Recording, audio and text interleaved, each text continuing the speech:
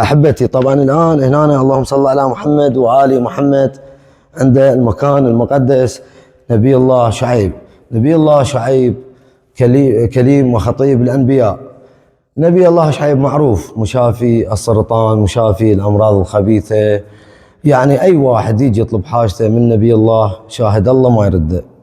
زين، النبي بالمكان، يعني النبي بعد هو نبي من أنبياء الله. اخوان دائما يسألون طبعا عن المكان مالته.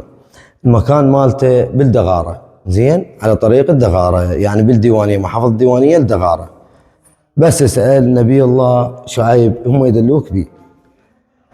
السلام الله عليكم ورحمة الله وبركاته. اخوان هواي ناشدتنا ناس او تطلب من عندنا الدعاء بحق هو النبي شعيب أن لا ترد حاجتنا وحاجة الناس التي أوصتنا بالدعاء.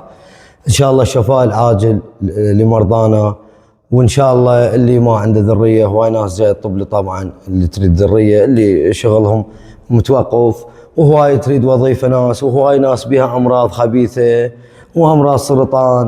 إن شاء الله بحق هو النبي أن يقضي حوائج الناس اللي طلبت من عندنا الدعاء.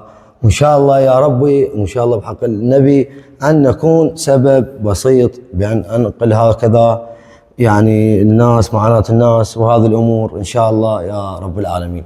إخوان طبعا هنا النبي إن شاء الله راح أكون يصير أنه تغيير وتعمير. شوف هسه مثل هاي الصورة، تعال شوف، هو حاليا تقريبا هنا تعال خذ هاي، حاليا تقريبا هنا شوفوا هذا بناء مالته. طبعا هم يعني للأسف أنه للأسف ماكو يعني مثلا ترميم أو ماكو يد العون إلى الأنبياء. هذول أنبياء الله بعد.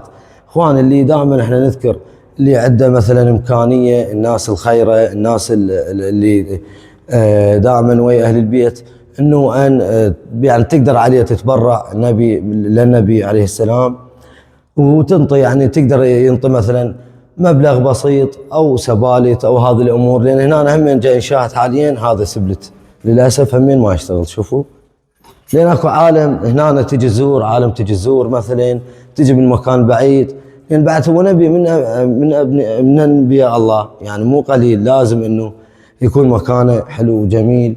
هذا هنا تعال شوف ومرتب.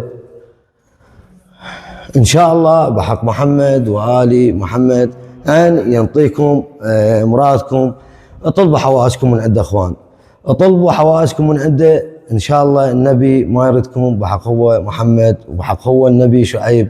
إن شاء الله اطلبوا حوائجكم اخوان، اطلبوها، لأن النبي بالمكان اخوان يقضي الحاجات. ماكو مريض ما يجي وما يشافي. اخوان تعالوا اسولف لكم سالفة همية.